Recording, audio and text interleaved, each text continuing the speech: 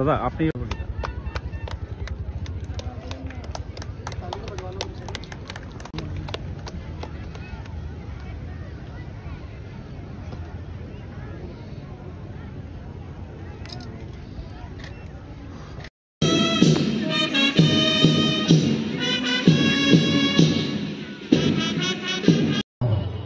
আমার ব্যক্তিগত তরফ থেকে আপনাদের সকলকে আমার আন্তরিক শুভেচ্ছা জানাই।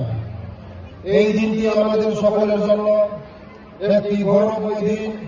এটা আমাদের জন্য আনন্দের ও গৌরবের বিষয় যে দেশব্যাপী জনগণ ব্যাপক উৎসাহ উদ্দীপনার সাথে আজাদী কা অমৃত উৎসব এবং হর ঘর তিরঙ্গা উদযাপন করছে।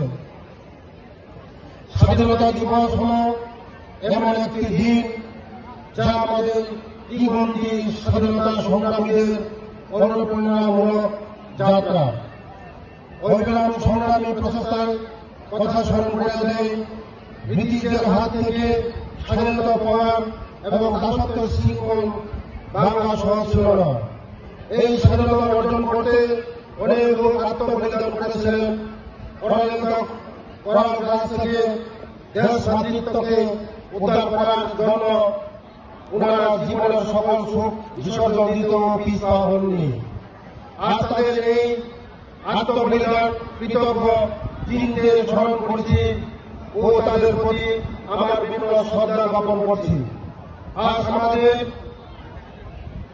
একসাথে অঙ্গীকার করা উচিত আমরা এমন কিছু করব না যাতে আমাদের মাতৃভূমি মর্যাদা নষ্ট হয় এবং দেশের অগ্রগতি বাধাপ্রাপ্ত হয়। দেশের সামগ্রিক বিকাশ তথা পিছিয়ে পড়া অংশের মানুষের সার্বিক উন্নয়নে সুনিশ্চিত করার লক্ষ্যে স্বাধীনতা সংগ্রামীদের নির্দেশ ও পদক্ষেপ আমাদের অনুসরণ করা উচিত।